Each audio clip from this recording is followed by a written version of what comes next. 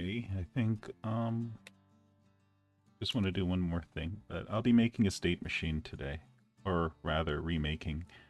I just it's going to be done in GD script, for Godot. Um, the idea behind it is fairly simple. I just want to have a batched method of calling some functions and um, effectively just creating a state machine on the fly.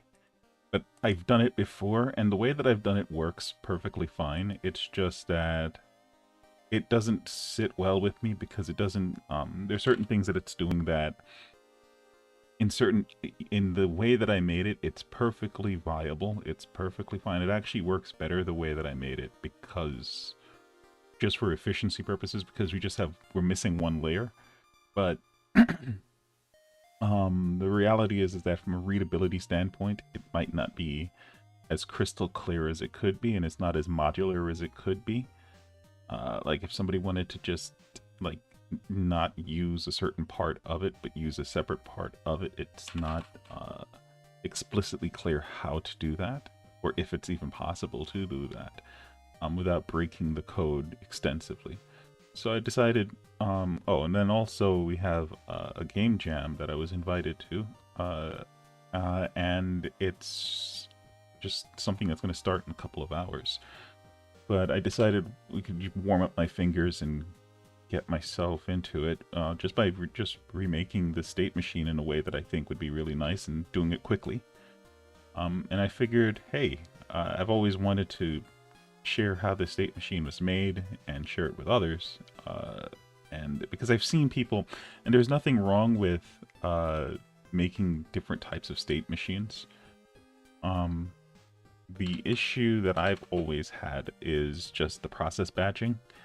And when you start making batching threads all over the place, or when you start doing process threads all over the place for states, and just tracking state, like in one case, I think the Godot way of handling it is to actually use a node 3D. So not only are you batching a state in 3D space, but then you're also tracking that, like it has a transform, and it's like, it's a state, right? And if you want something with a transform attached to it, the state shouldn't have to worry about the transform. Like it's that should be something that the transform has to worry about.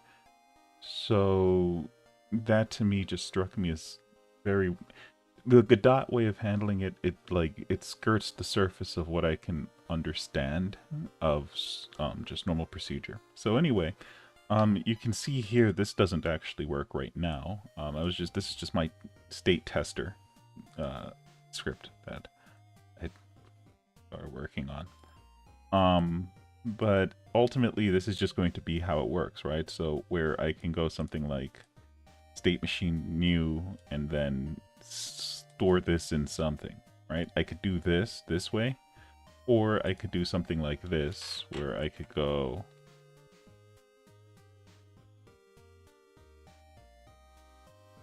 and I can populate this with stuff outside of this by doing something like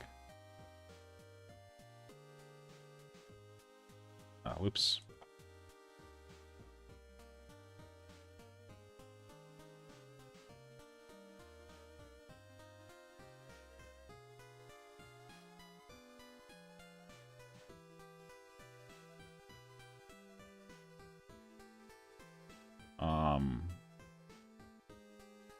Right? And so that would be like how it would begin.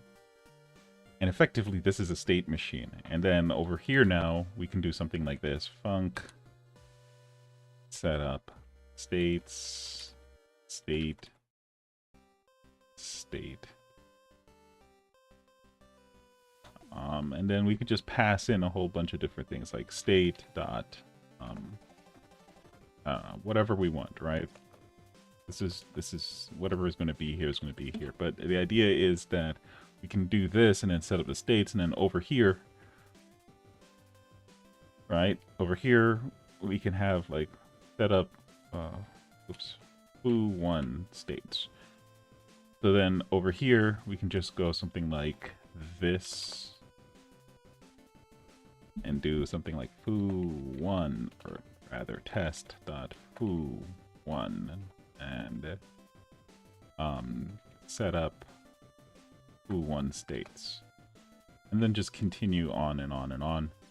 And it's supposed to even have this part here, which is something that's already being done on the previous version, which then we can say, well, the initial state we're going to set this to is going to be foo1 or foo2. By default, it should set it to foo1, I believe, when we're done, but it's whatever. Or we could just leave this part blank. Right? And that's it. And that's all you really would need. Or we could bypass state manager. Like, let's say we don't want a singleton class here. We just want this, right? Which kind of moots the point. You kind of need this here because of just how the batching works. But if you don't care about batching, in other words, you don't care about process loops, then you can just do, you can forego this, and you'll just have the basics of what the state's about. You can just go state machine. All right, .new, and then put all that stuff. Now this is all incredibly simple stuff. I'm going to go over each one, and basically you're just going to see me do the same thing, self, whatever, right? So the idea is that this is supposed to be incredibly simple by end use, but designing it is a little bit, it has a little bit of magic code going on. So I'm going to walk through it step by step. Now, unfortunately, I did start doing this before I thought of coming online and running it live, so it can be shared, or how the process is put together can be shared. I'm not sure if the music is too loud. I'm hoping it's not, because it is loud in my ears. One sec. This last time when I listened to the audio, it was not coming through at all. Give me one sec. I'm going to go to sec.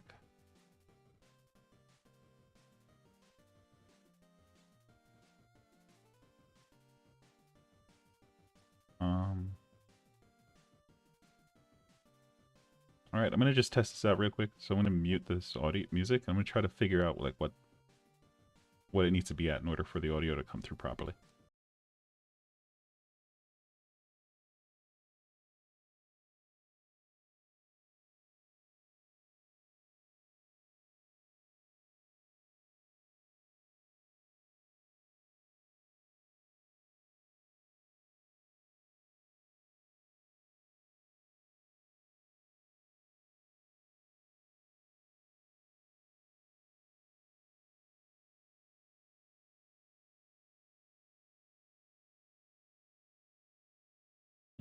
Okay, so the audio is actually coming through pretty good.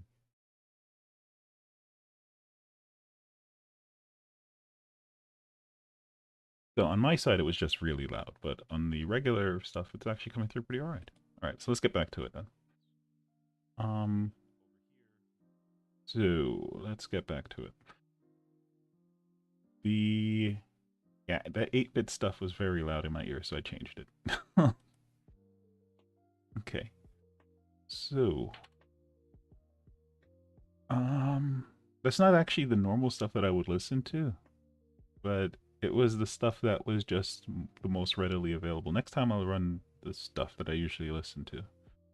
But this is actually closer to what I normally would listen to. Okay.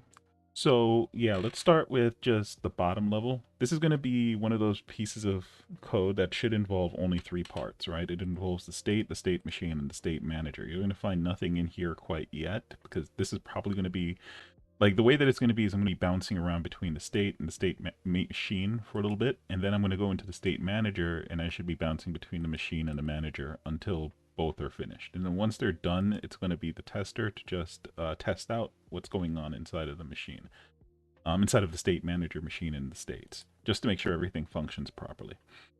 So we're going to find that there's going to be some temporal things here, right? It might be, these might get moved up. I'm not sure. Like, that's part of the thing that made me stop and realize, holy cow, I could probably just share this.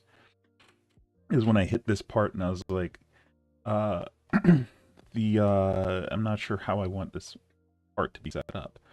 Right? It's not like I haven't done this before. It's more or less just I want to try to do it differently and I want to try to do it more efficiently. And I think that putting the signals possibly inside of the state machine itself, right, might come with benefits. So now this is where you think about, well, how does Godot actually work? Godot actually would work better if I put these inside of the state itself. So I'm going to just leave these inside of the state. It's a little weird, but that's what I'm going to do. The machines, however, do track the active state. So for the purposes of things like physics update and normal update, we have this active state here. So we don't care about anything else right now with this. So let's start with, let's actually not look at the confusing part. Let's just start with the basics, right? Like, what is this doing? So let's hide this part also. So we care about these two things, right? It's going to be find state and change state.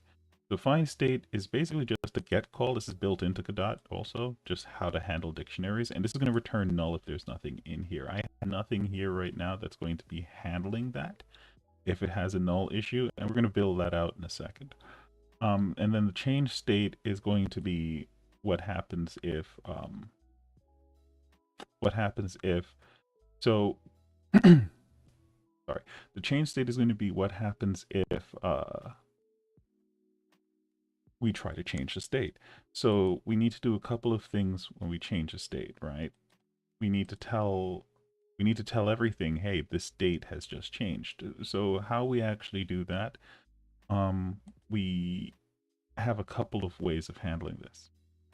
First off, we want to know two things from the state. We want to know that we want to see the state to tell two things because of this. We want it to tell when the we want it to tell when the active state has been hold on. There we go. The active state, we want to, let's go into the active state real quick. On state started and on state exited. So we want to go on state exited, right? And then we want to just emit from that the active state. Okay. So now anything that is connected to when the state is exiting is going to receive this. And then we also want to do this on after we set this. So we go to active state, on state started, emit, and we're going to emit the active state here. This is effectively all we needed, but we just need to have some type of check here to ensure that we're not getting a null. All right, otherwise we're going to have problems.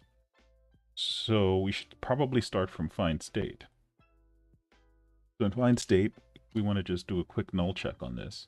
So if not found, okay, then what we'll do is we'll just try to, first we're going to print a warning, push an error actually. Let's make it an error. No state matching the requested ID. And it's going to be state. Go.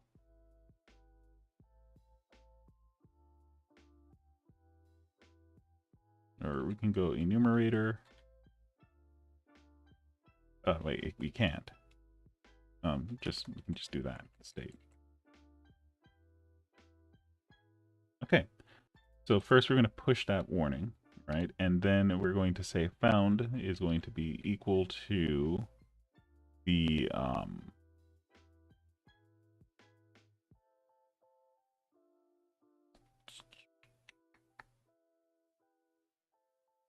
enumerate is going to be equal to states dot. Do they have a? Well, they don't. Do they have? Nope, they don't. Okay. Yeah, that's like link queue kind of stuff, but they don't have that built in here. So we go states dot states dot think it would be under values. Yeah. And we'll just go 0. Right? So whatever the first value is. This is most likely going to get us something, but it's just not going to be the state that we care about. Right? And we'll just put here returned.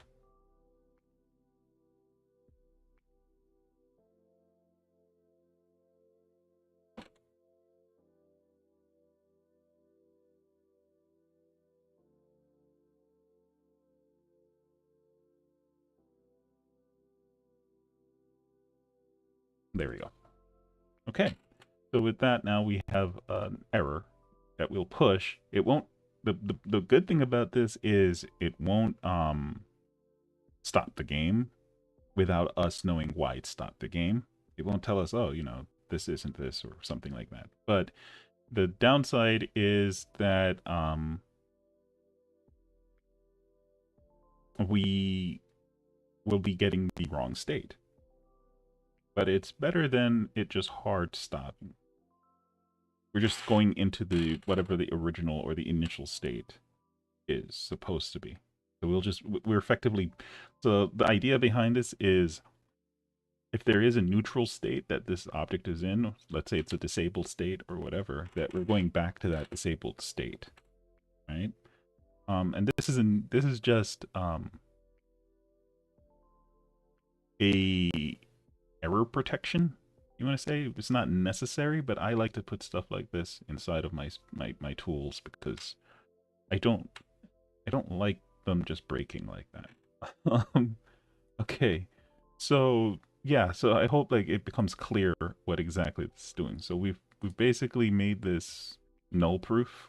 Should have made it null proof.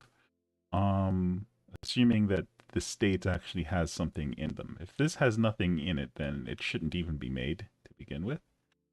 And so we can actually go here and we can say, at the very end of this,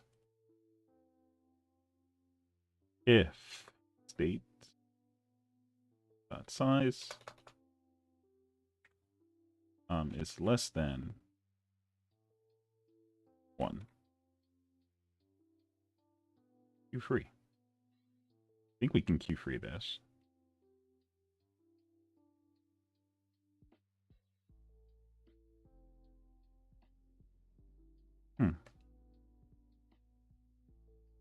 Let's check.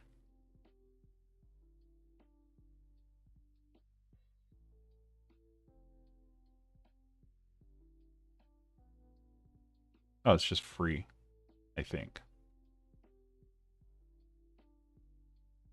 Yeah, okay.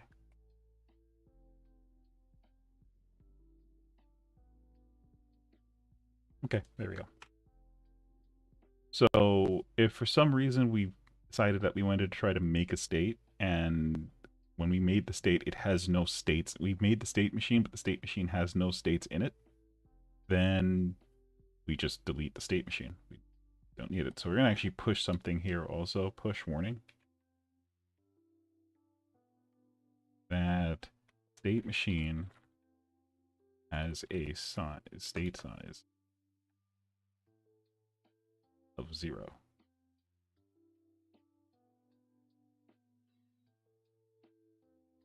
And is removed.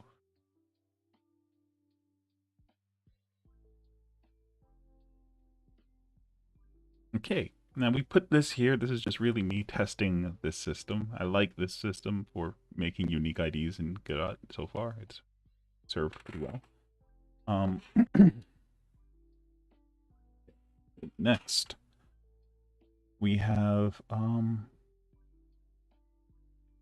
we have a couple of things that I want to take care of.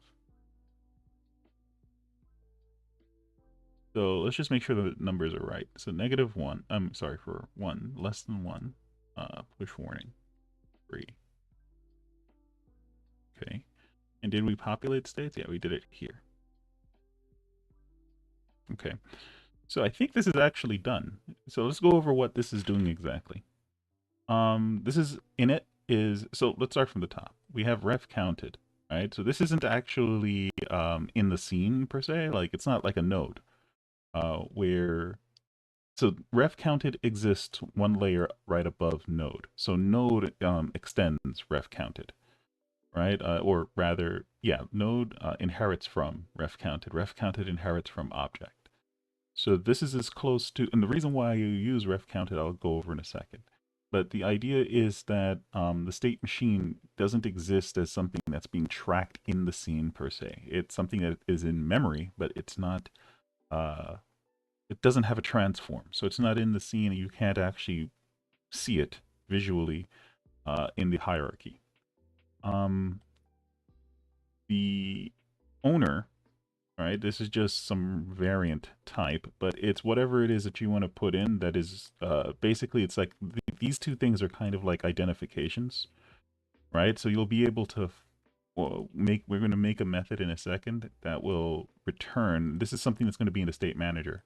That's going to return all of the state machines that might belong to a particular owner, or any machine that is of a particular ID that you might want to be looking for. Like, let's say you have that machine's ID, whatever, right? I don't think we even need this, to be honest. I think we can get away with just using the owner, but it's fine. We'll figure that out down the road. And then the enumerator, which is the enum that is going to be used to define these states. And we can always just extend on those. And then finally, you have the active state, which is something that the manager is going to be using, but this uses it also, obviously. So then we do the initializer. So you saw me do the setup before, or rather in tester, I showed like how this is going to look when we call it. So this is just basically that. And this is just the process to ensure that when we do put in an initial state, even if we don't, this is going to check to see that the lowest number or the lowest value inside of the enum actually matches the initial state that you put in or don't put in. So like if for some reason you decide that you want to start your states at 100, this will ensure that this at least has a valid initial state, um, right, before it tries to access it, because otherwise it's going to throw exceptions. So um, then down here we're going to skip this for a second. We're going to get back to it in a sec. And then down here we just go through it to say, okay, does this actually have, this is after we've set up the dictionary here of states. We say, well, does this dictionary actually have the states from the initial state from over here, and this is the rest of it. So, and then we're going to say yes or no, and if it does not, if it does not have it, then we will use this initial state instead. If it does have it, then we will use the one that was provided here, right? Um,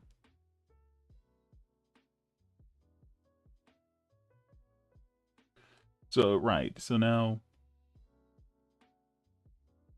this part will actually probably change, I'm thinking, because I might want to use change state on it. So instead of doing this, we can just do this. If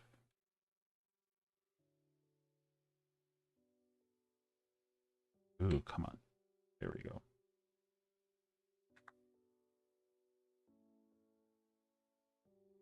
All right. That way we can prevent the first null check, because the first one is going to be null no matter what. And so there we can go.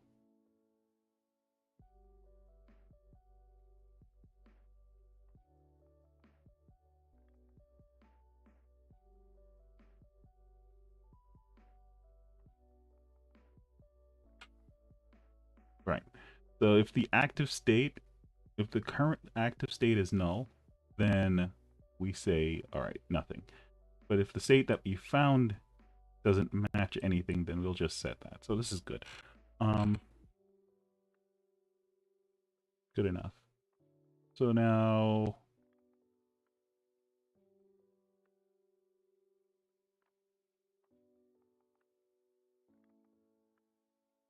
Yeah, it's good enough. Okay, so now, yeah, let's look at the handle initial setup. So this is very light. But basically, when we initially set this up, we can populate this field right here with setups. So you saw me break it down a little bit earlier. I'll just do it really quick one more time. So it's basically we just create a dictionary, and in that dictionary we'll have like test dot foo1, and then we would do something like setup foo1 states, which will basically it'll just call this method down here, and whatever we put in here based on the state that it's going to get back, we're going to populate that state. So this is a good opportunity now to take a look at the state and see what exactly they're doing. So in the state itself, you'll see that we have add connections, remove connections, and all this other good stuff, right? So the idea behind it is, um, let's actually do one real quick. Let's do add connection. So with add connection, we grab a callable, so whatever we're passing in, right? And we're gonna say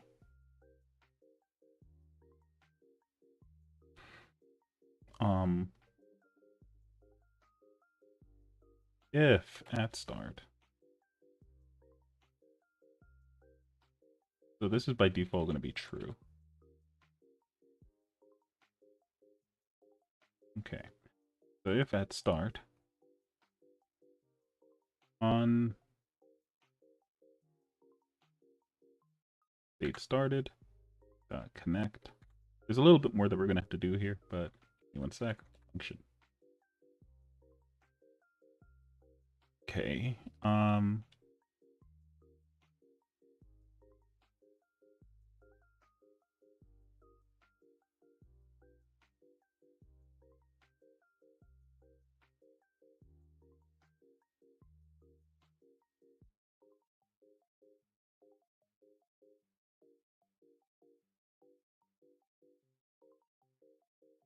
Okay.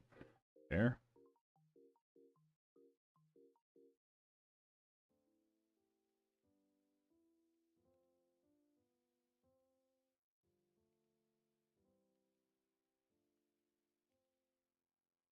Hmm.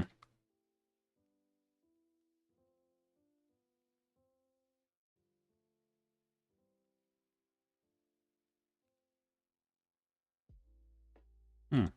All right. We'll do it like this.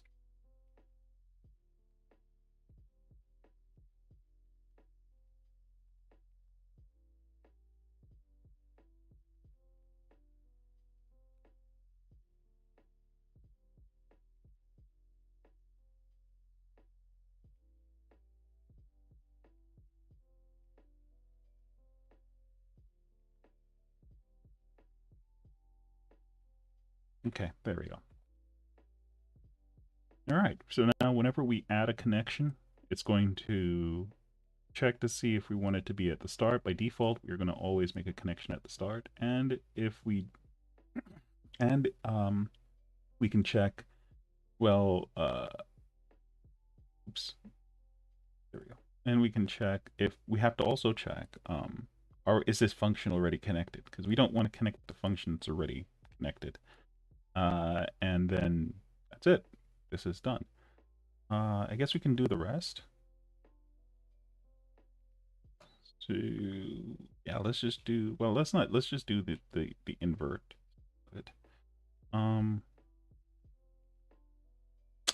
don't think we need, well, just in case, like if we want to be super specific, I guess. Like, let's say you have the connection on both the beginning and the end for some reason. Do I just want remove connection to remove all connection? Or do I want it to just remove one of the two connections? Let's give the person the ability to do whatever they like, right? So if at start.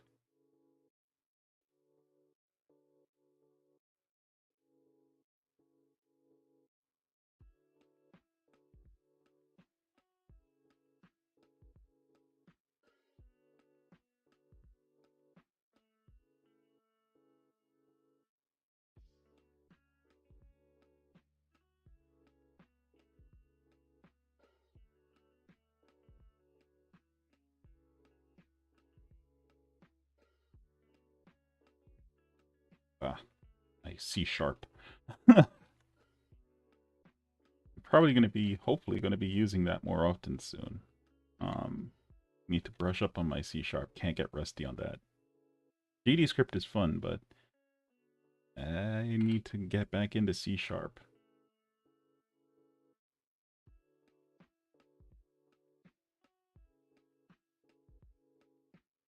I kind of still miss Link. I really do. But it is what it is.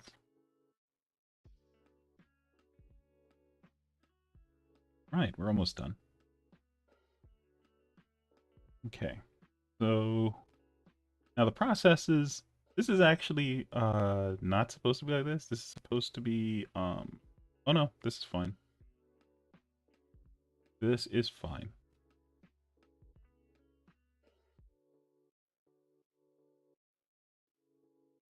Yeah, this is fine. Okay. So this will be needing something though.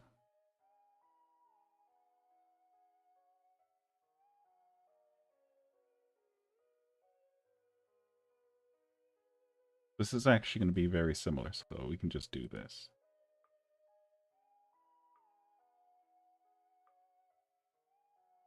This is part of the batcher system now that I was talking about, just batching together a call to any process.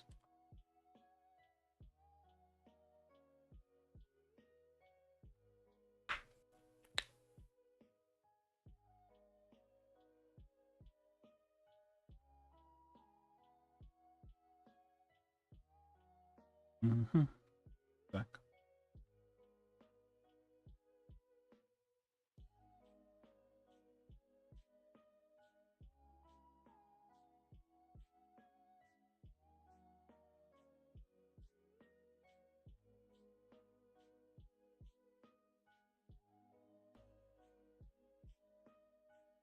Okay, back.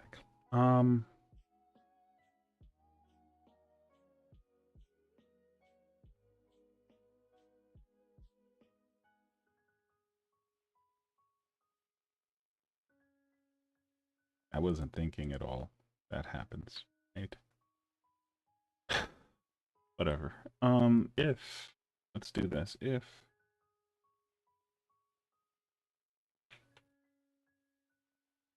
I am not a big fan of what's happening.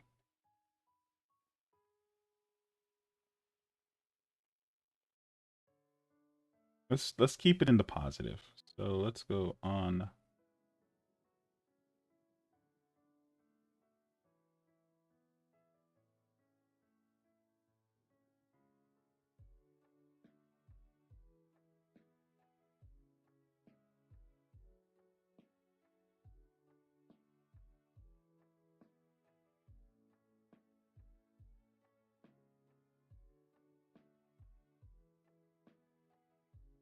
Yeah, I had a stomach virus, so my brain is kind of wonky, but we're doing it. We're getting much better. So is physics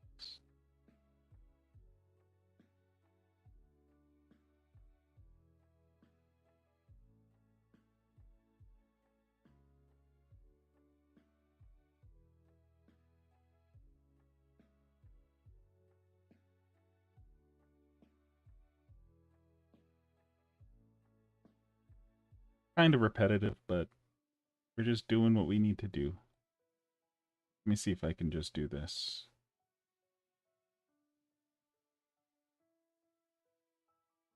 Oops.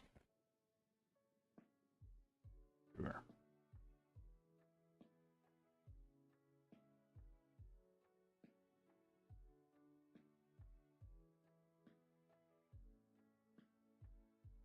Okay.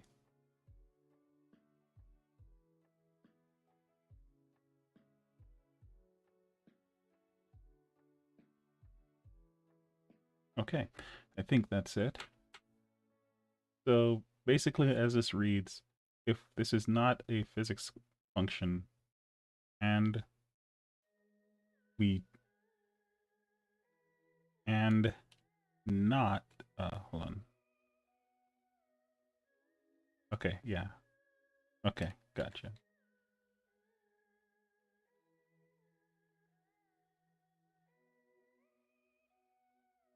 Okay, boom. That should do it. Okay. So now, basically we just had to invert that part. But, we're not going to do this yet, I believe. Did we? Yeah, this one should be easy. If an event called input event clear. No, there we go.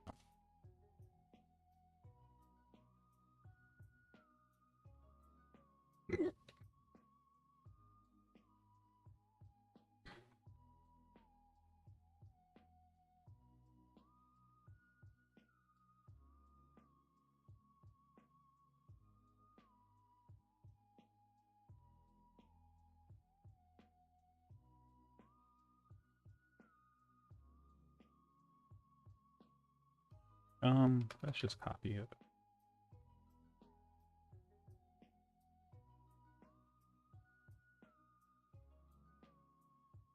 On input event is connected. So if we do have something that is connected, then we want to disconnect it. Okay. And there we have it. So this is our state. Now, technically, we don't need this here. I'm doing this because, actually, yeah, I'm doing this because I want a quick way of accessing this stuff. So this is really just for my convenience that I put this stuff here. So like func, find state, state int is just going to do a return state machine dot find state.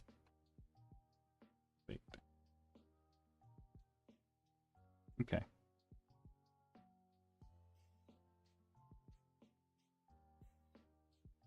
There.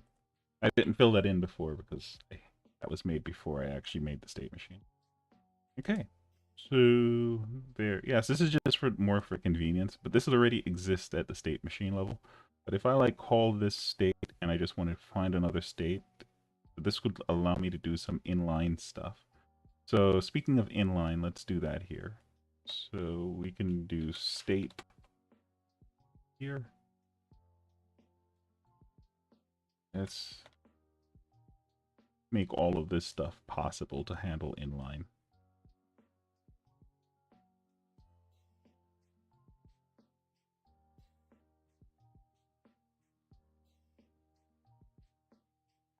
Okay.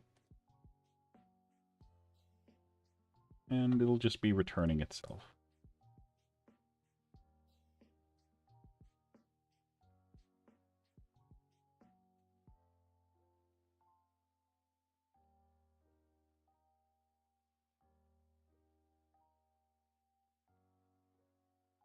Okay. There we have it. All right. So let's just go from top to bottom really quickly. We have our signals. These are all now populated from here. So these are all of the signals.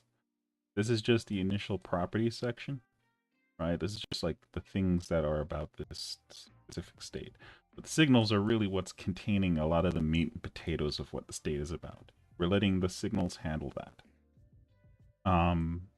Input, or rather init, is just populating these. We're just giving it a reference to this state machine. I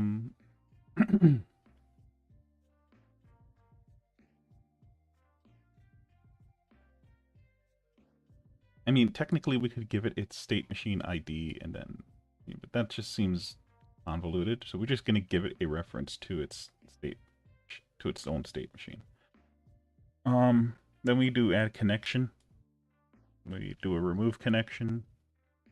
processes are basically all just working to populate these signals. All right, we do that in the when we're actually doing development, and then we just have these for the convenience. We have the find state and change state.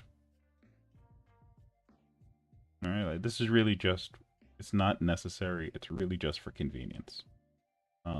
Technically, we could always just tap into the state machine and just get them straight from here.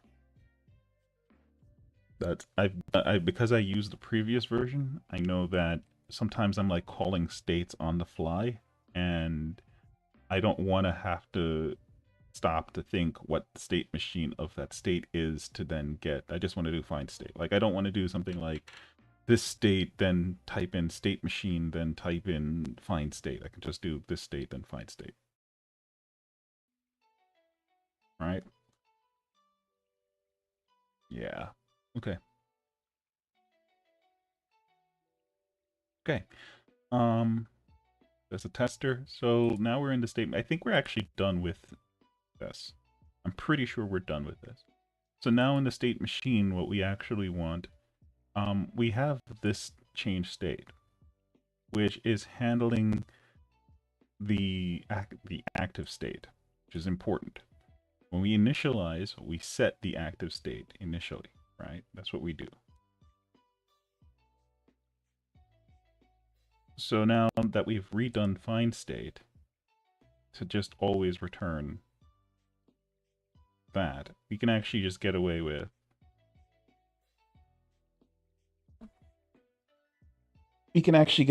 not doing this, I think.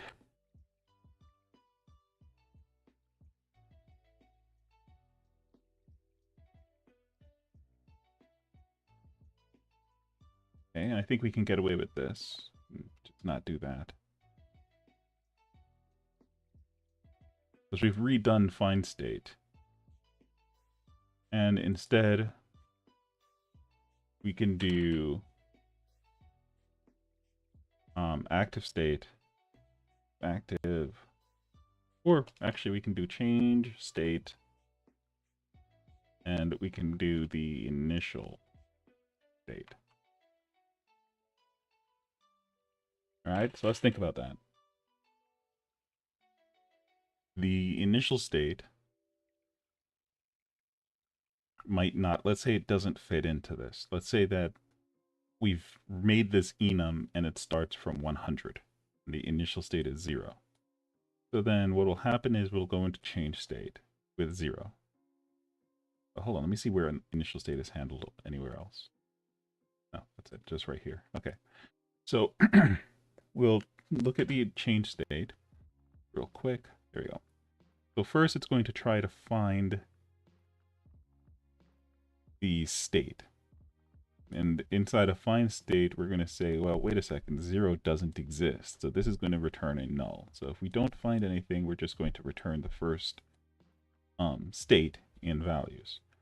And that state is going to be, we're going to ignore this because we have no state initially. We're just initializing the state machine. And then we set the active state to be found, and then we emit that. So this, I think, is the cleanest way of handling that.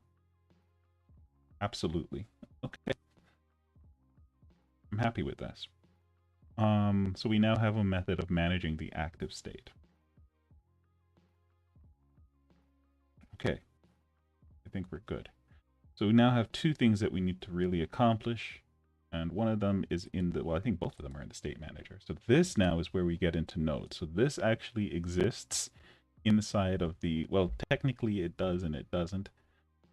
It does and it doesn't. The reason why we say it doesn't is because it's part of, it's going to be a singleton. So it's once you've run the game, it's part of like that root section. It's not something that's just going to be visible. It's going to be auto-loaded.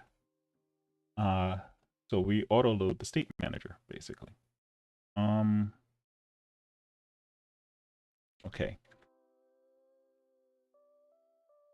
So let's take a look at this now.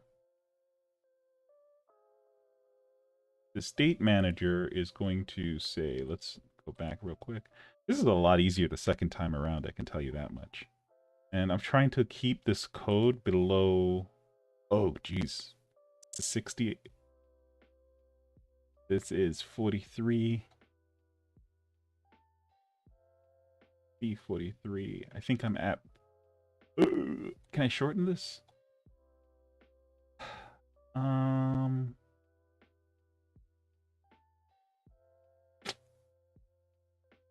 Technically, let me see.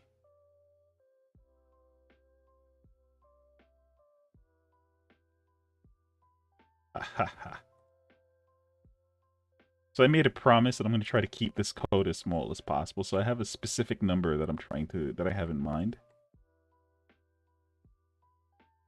on just lines of code.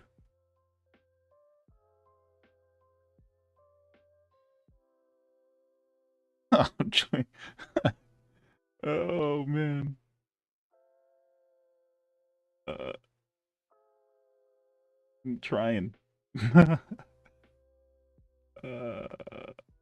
Let's see. Trying.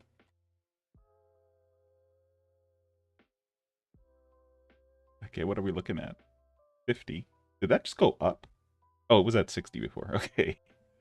So we chopped off about 10. So that gave us 10 lines and more. Let's save this. Okay. Look at this real quick, and we're at 43 here. I mean, technically, I could just get rid of the helper ones down here, chain state and find state.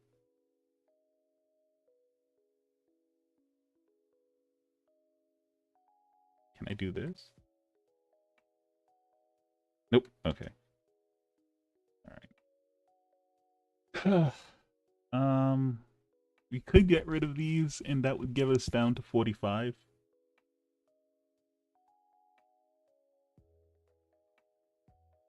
You know what? I'm gonna call this a win. 50 is a win for the fact what this is, or what this is doing. This is a win.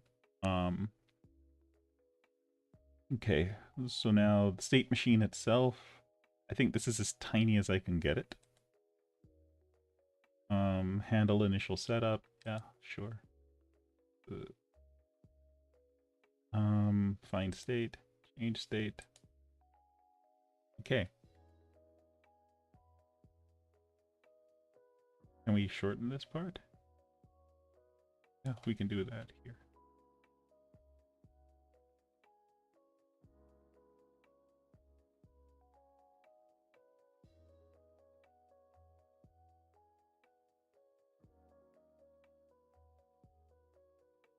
Yeah, okay.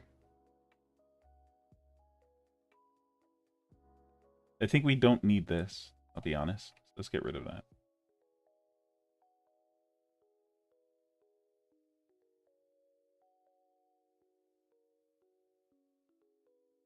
Okay. So let's think about this for a second. At the state manager level, we're going to need to track this. Right?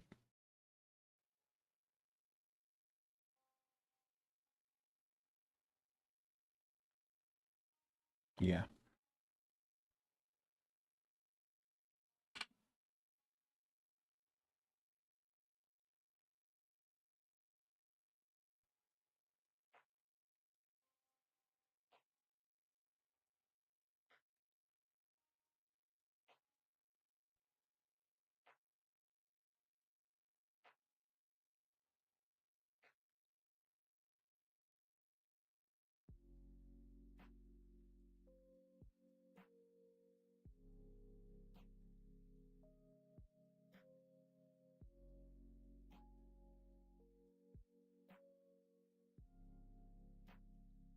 Oh, right, we can do that.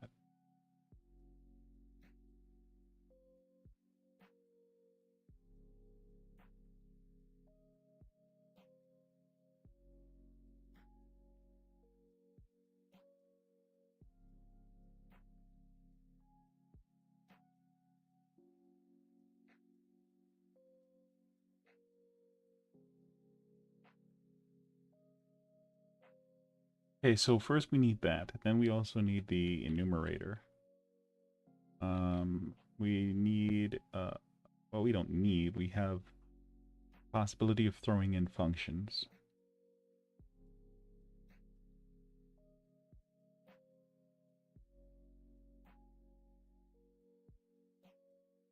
And we also have the initial state, which is an integer, which is going to be equal to 0 by default. And we will be returning state machine from this. Okay. So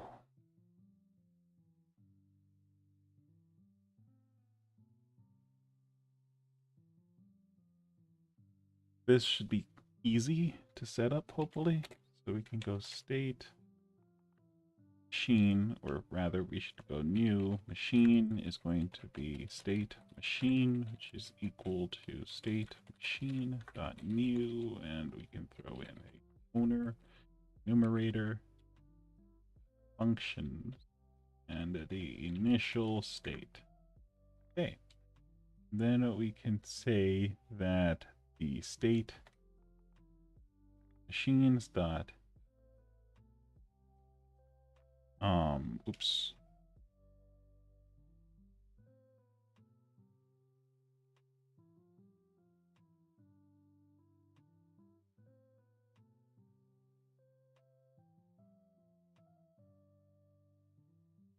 Oh, we need to get this.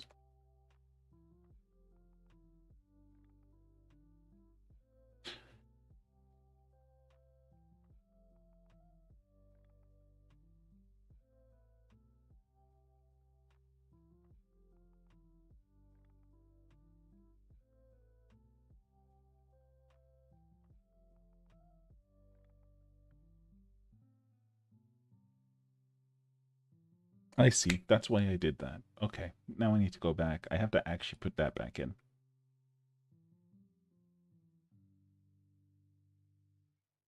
Yeah. Back this way. Okay.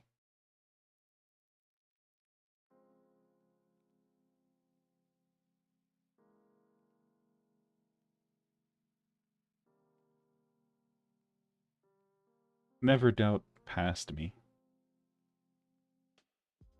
They knew more. They knew it before I knew it.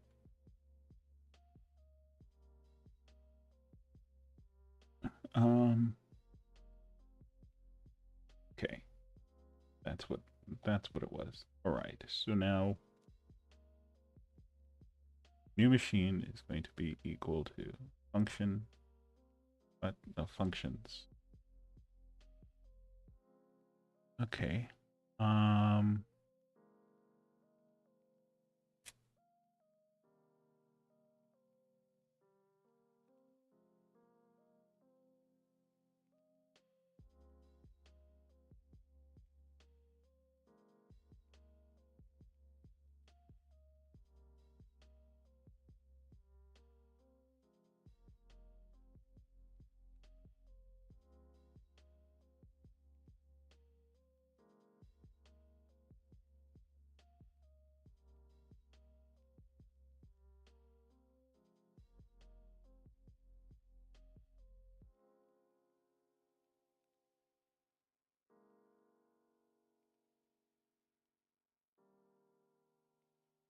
So if the state machine does not have this owner already, then we do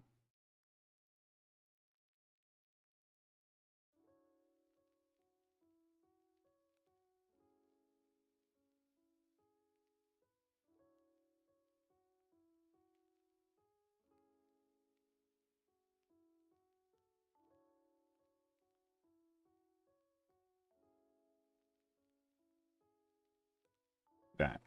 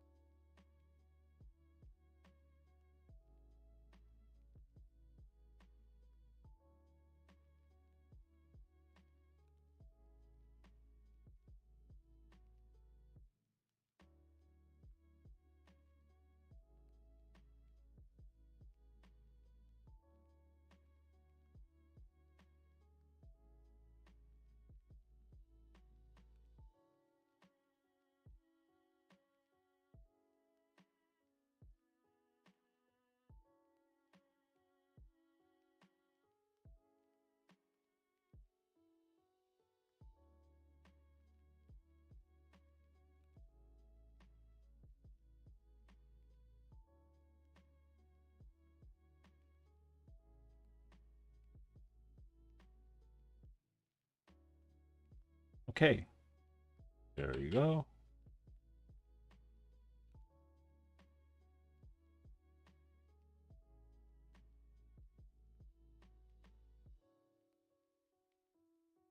Okay, so this will now create the machine. And then we just do a return on the new machine.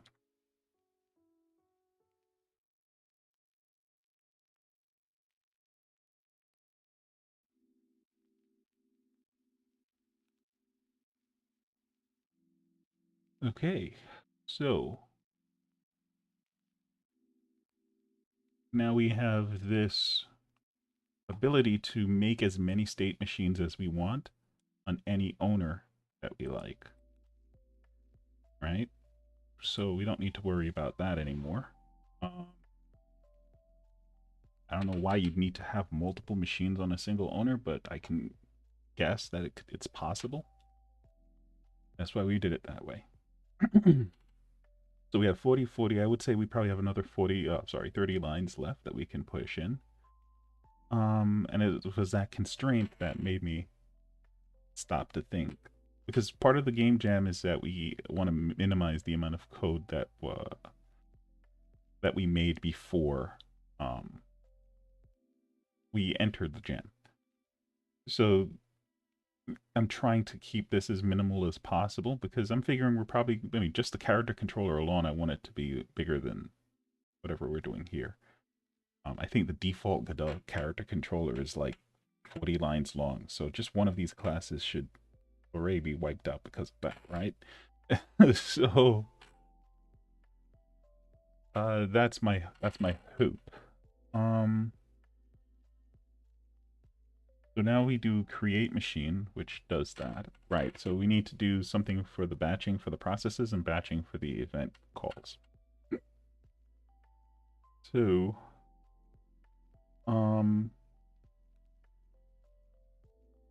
we go func, process,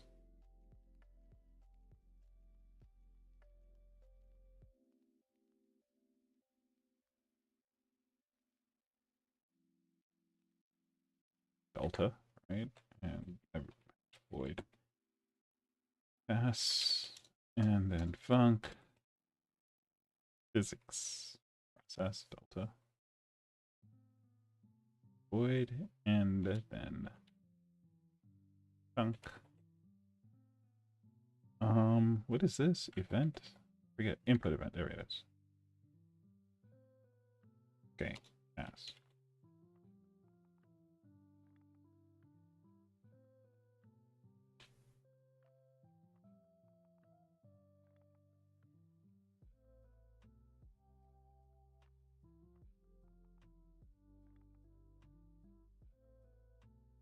No, we can't do that.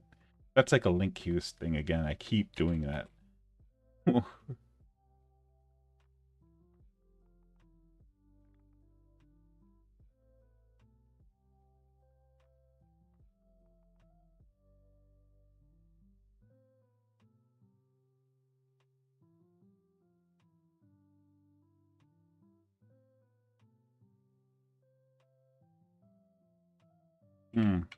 We did bump into a small complication, though.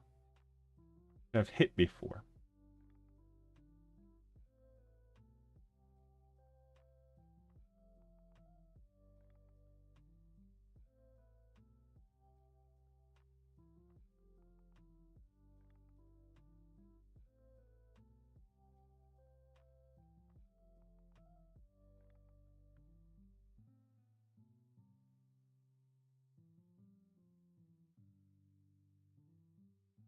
I feel like I did something wrong here.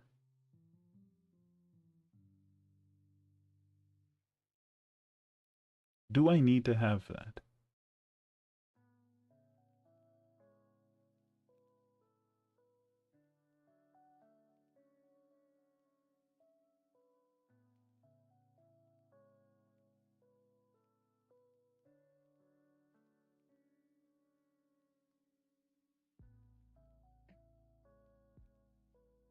Hmm.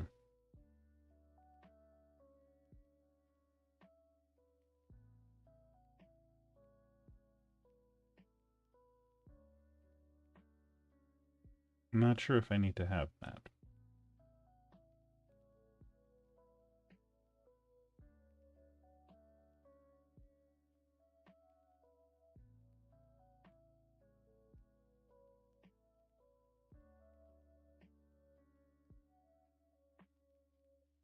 Let's go here.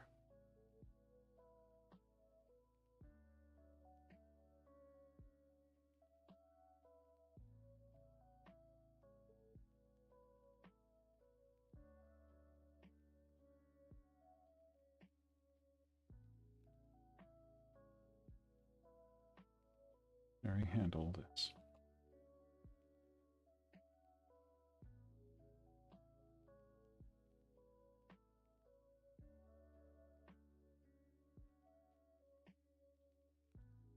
I don't know. I'm really perplexed. I have too many things on my mind right now. I need to focus.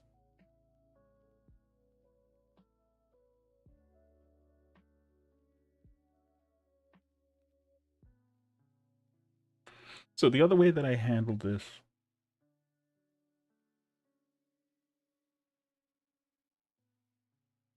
was to use this.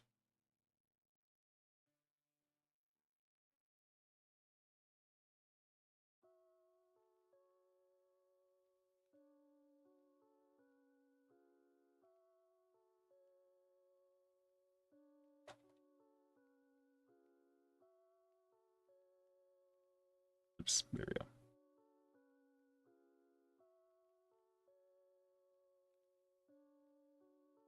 That this case would be to the machine.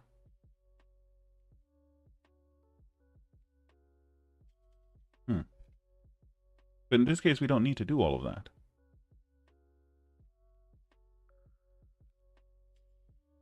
We can go like this.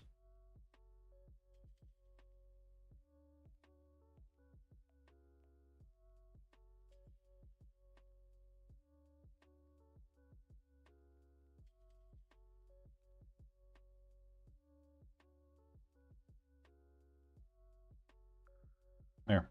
Make life super simple.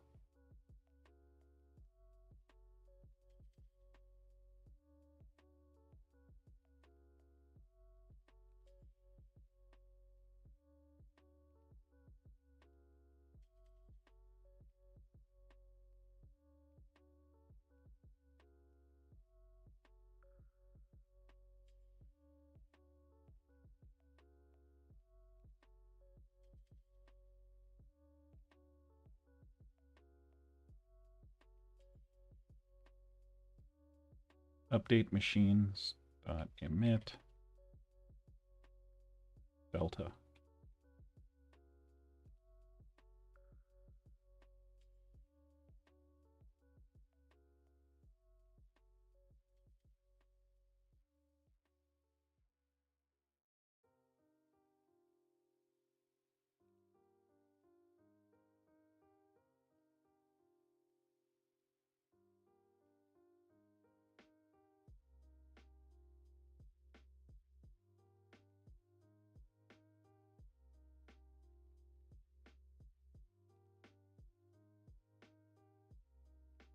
What did we call this over here? On input event.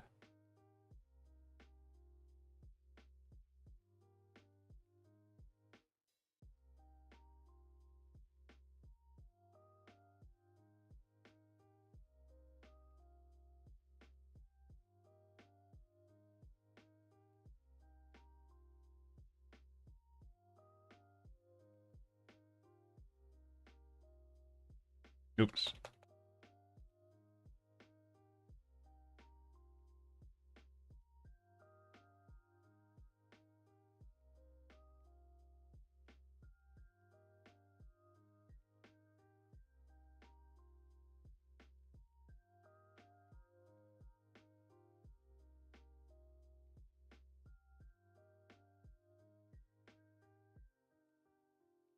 Okay, so I don't think we even need to do this. Right? We can just go to the machines.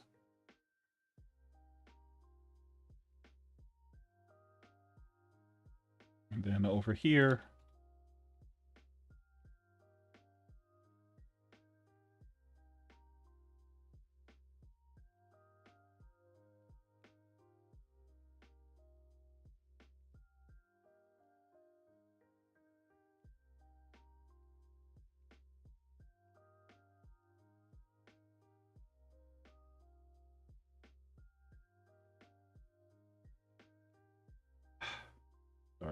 mouse. There we go.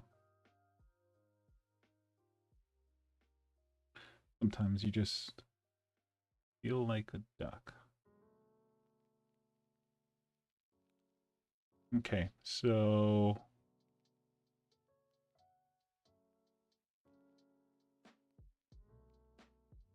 hmm.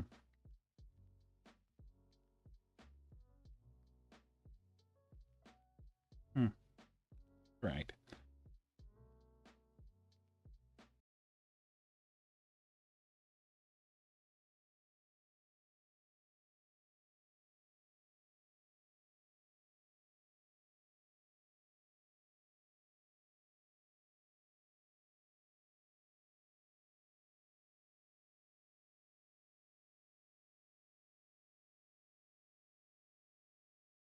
Now, wait a second.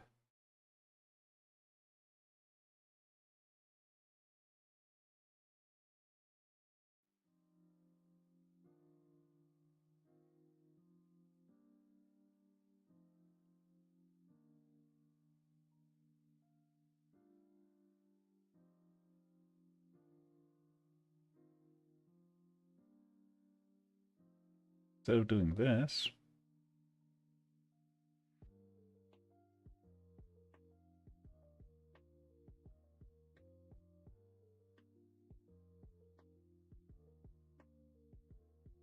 this is a little bit reversed from how we originally did it.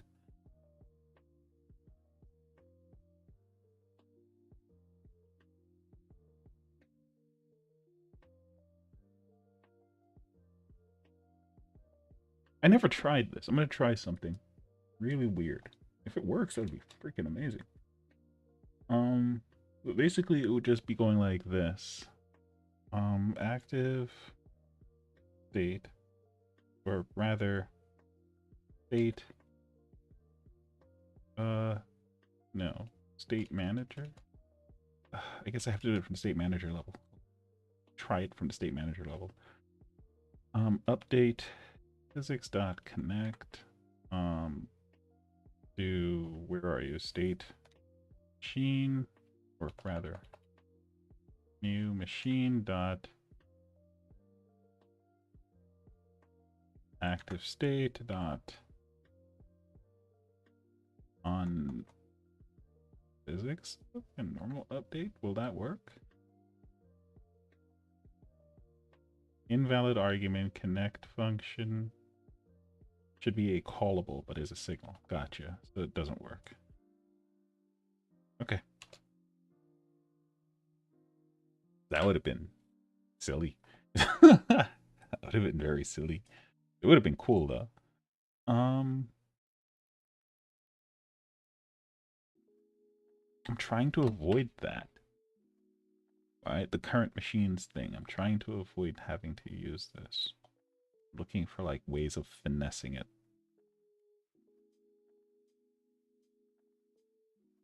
Should be something like this.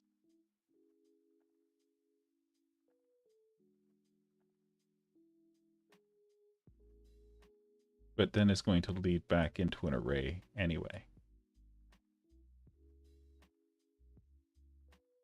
I guess, yeah.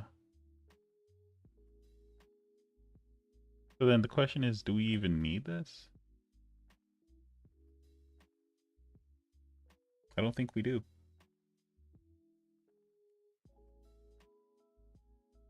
Yeah, we don't need this. Pretty sure we don't. Unless we wanted to query machines. You think we knew? I don't think we do. Okay. So current machines dot append new machine. And then from here, we can just do current.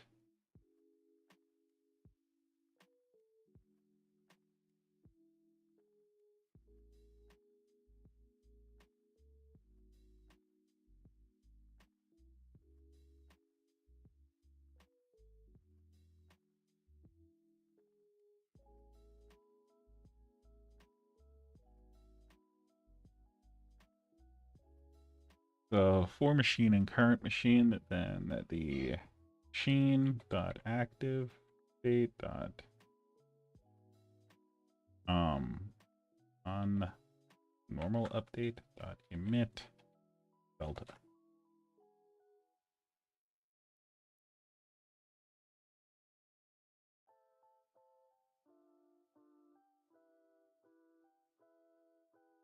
Okay, so this is not here. This is on physics update dot emit,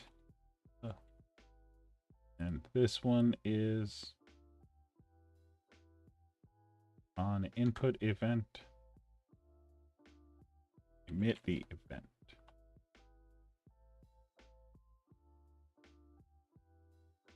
We don't need these. Would have been nice if we could go that route, but let's keep it simple. So this is just batching these calls into one area. So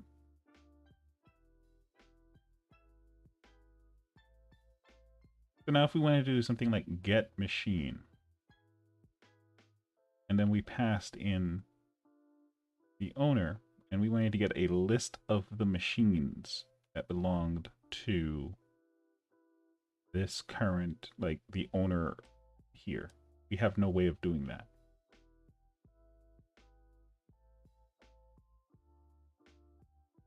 No clean way of doing that, rather. But instead, what I want to do is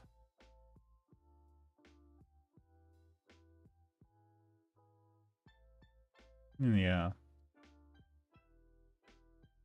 Because the owner can store the machine. Like this returns the state machine after you make it, the create machine function. So the owner can store the machine when they make them.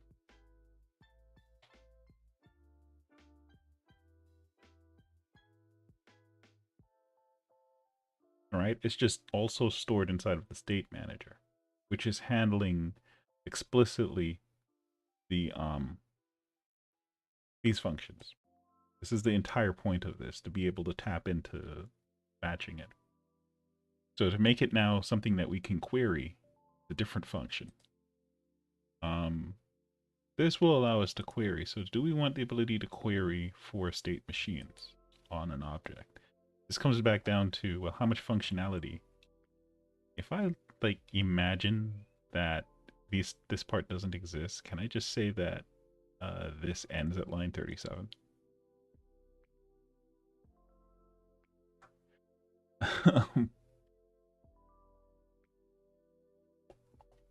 I'm gonna say we can't. Anyway, let's see how many lines we're at. We're at 42. 50.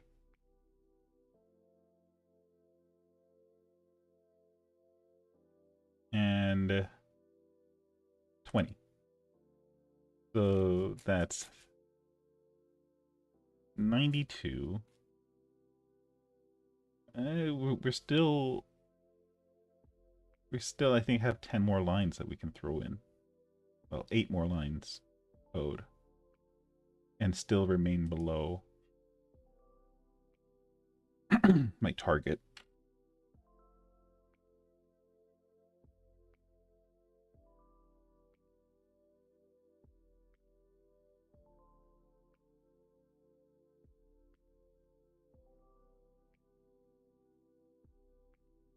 So could those 8 lines be invested into making this into a query?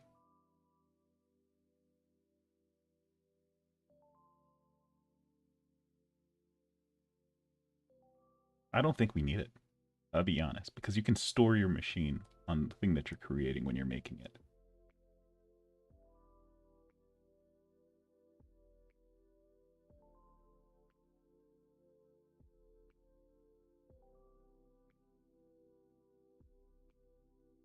Yeah, I think that's it. I think we have 8 lines to spare. We did good. All right, so now let's just test this thing out, see if it works, right? Yeah, all right, so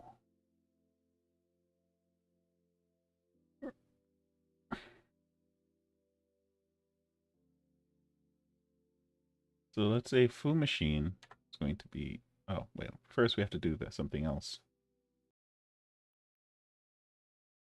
Let this pass for now. First we have to actually save and put the state manager over here in the project settings. I believe it's in auto load and state manager, wherever the heck it is. Where is it? Script. This is one of my dummy projects where I could do stuff like this without damaging my main project.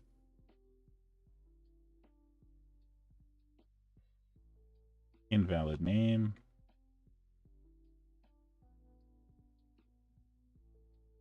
Okay, add it. Close. I don't like that. That's the one thing I really dislike about Godot. That if you name your class, you can't use the same name for the auto load.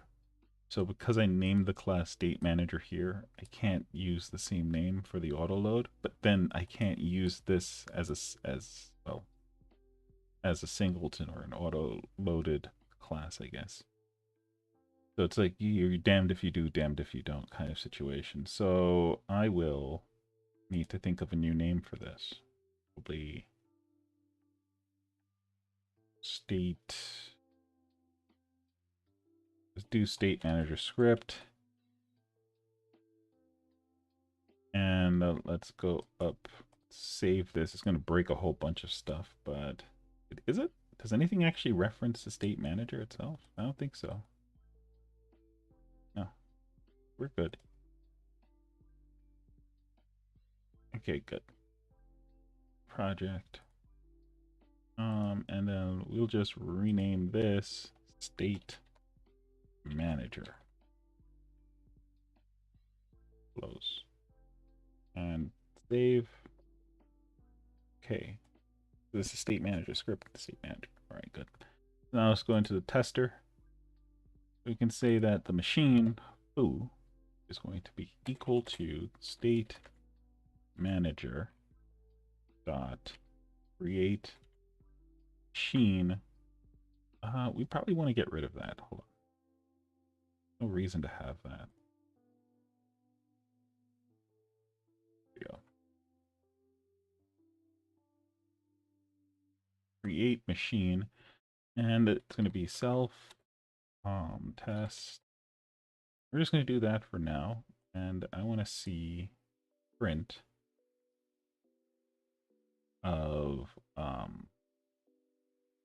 foo machine dot active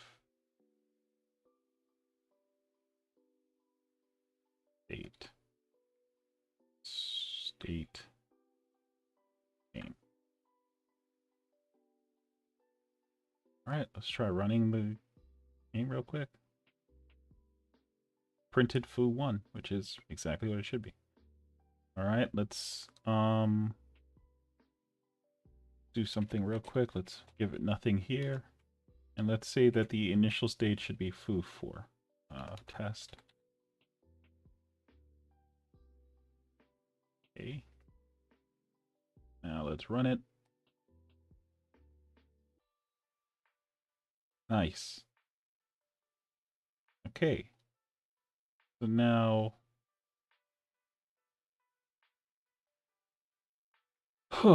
so now let's go here and say that we're going to make this the foo1 was the initial state by default, which is exactly what it should be doing. If I leave nothing in here, so let's actually make this like one of those cases that I was talking about. This is 100.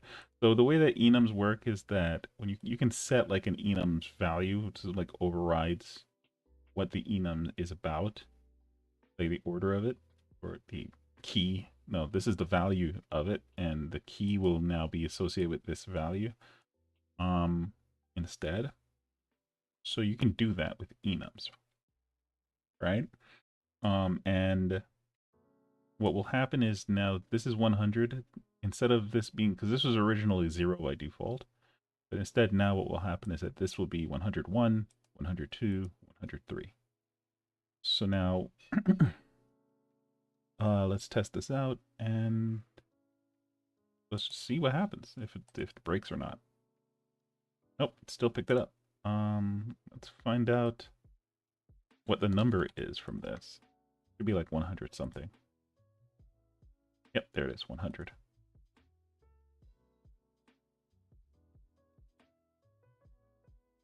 Okay, so these are my states, right? But obviously this doesn't have any functionality to it yet. We're going to give it like some simple functionality right now, just to test things out. So one of the ways to add functionality, like this is the way that I had in mind for like creating functionality for this. Just how do I put this? On initialization, right? So we can make these setup functions. So in the setup function, I'm going to go something like my shoulder. I'm gonna go something like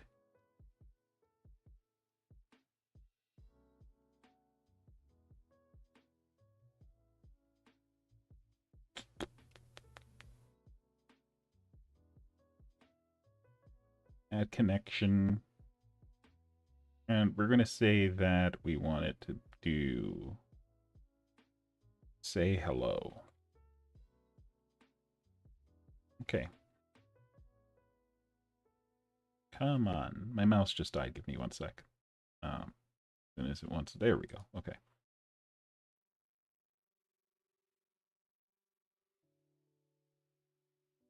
So these have to take in states. I don't know why I do that. I just do that for like debugging down the road. So like if something happens, and I'm not sure what state something's being called in, I could always just check the state from inside of the function kind of thing. It's just something that I realized was helpful a long time ago in a galaxy far, far away.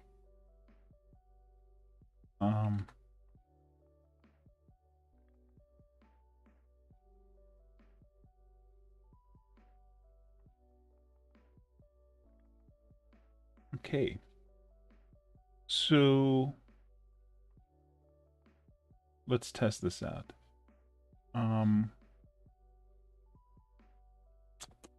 Print hello.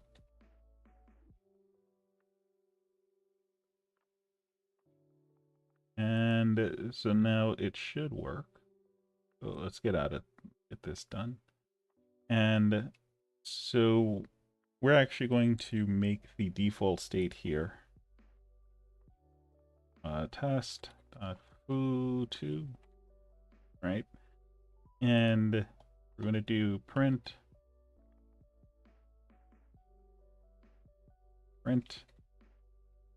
foo machine dot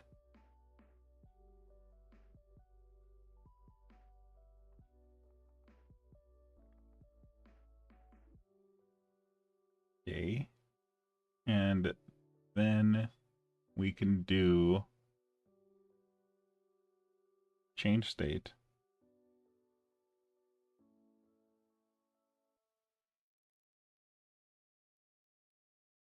And we'll change the state to foo, test foo1. Hey, see what happens. Didn't do it. What am I missing?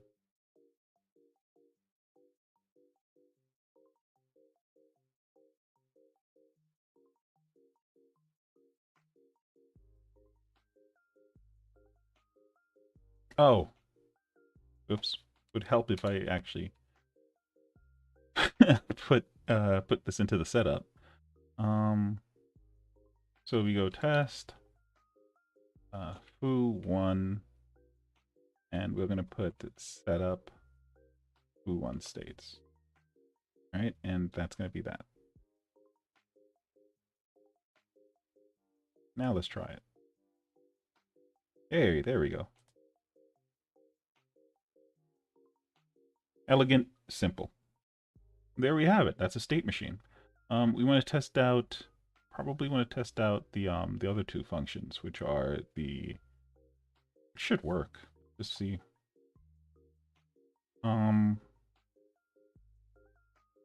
So we can go here, we can go state, add process, and that we can say count, I count.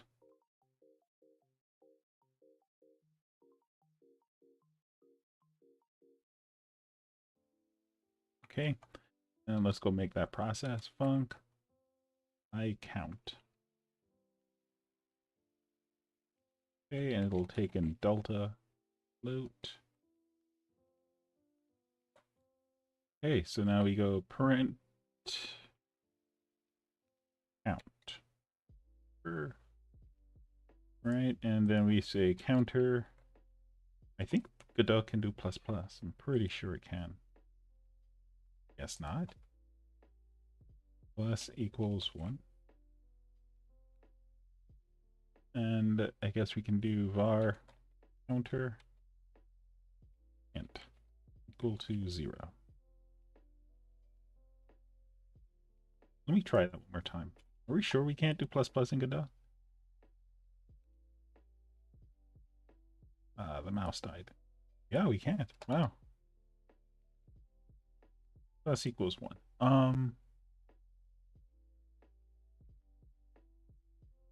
GD script rather. So it should do hello, and then from here it should do that. So we don't need to go back here anymore. We just need to keep adding whatever we want to this process over here.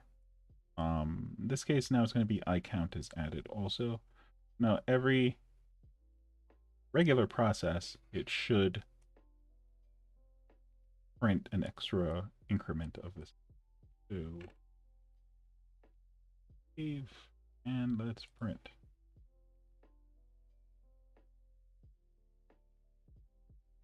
Okay. We have a winner.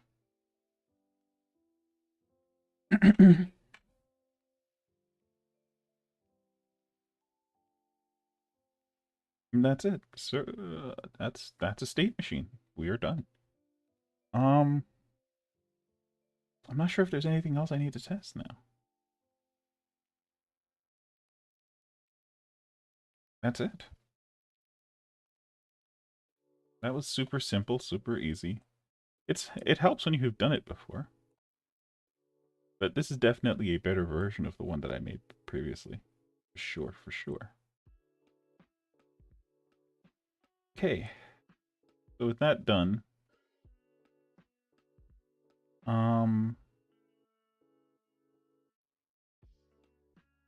this is a stronger version. I'm happy with it. Let's take a look and see what we've put together. So we've had to rename this just because I wanted to take this part of the name. As you saw before with the previous example, I wanted to just use state manager. And Godot doesn't let you do that with an auto load, so I just added script to this part to get that to work. But generally nothing is referencing this. Now there's room for extending this. Like if I had more space for code, I would definitely add a querying part, which is what I was doing originally with the dictionary.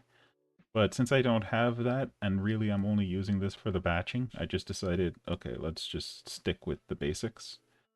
And did it this way. So what this is doing is that it just shoves all of these calls into an array and then just sends an emit on all of those calls on a single frame. And that's all it's doing.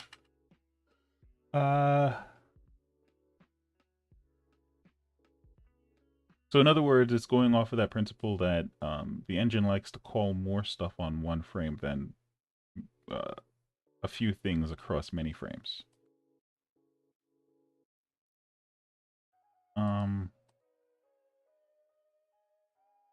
Okay, next is the state machine proper. It really only has a couple functions: change state, find state, and the handling of the initial state, which should probably be thrown into this, but I think it's fine to keep it out. That would only save me like one line. And finally the state, which has like the beefy stuff going on. But all in all, we're talking about 50. 37. Okay. 42. And 20.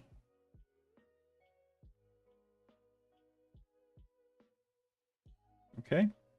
Those, what was that? 50, 42, that's 92, and then 20, so that is 112. That's not bad.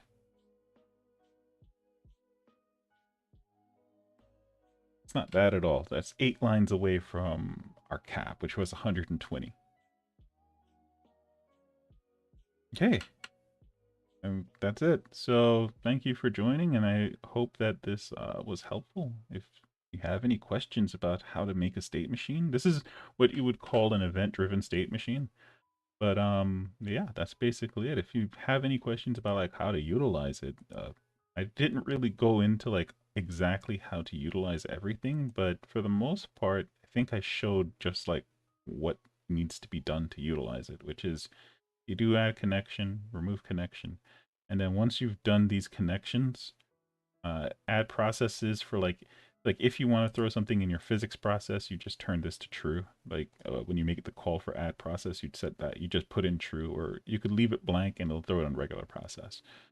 um and with these it's a bit simpler. You just put them in. um, the callable in the function that you want in there, and it'll handle the rest. And then from there you can just call change state, and it'll handle the state that you're trying to change to. It'll handle the whole function calling things, but by default, as long as you're running the auto-loaded state manager, then once you've put something in process or physics process, then it will automatically crunch that for you too. I think that's it. So if there's any questions, feel free to ask.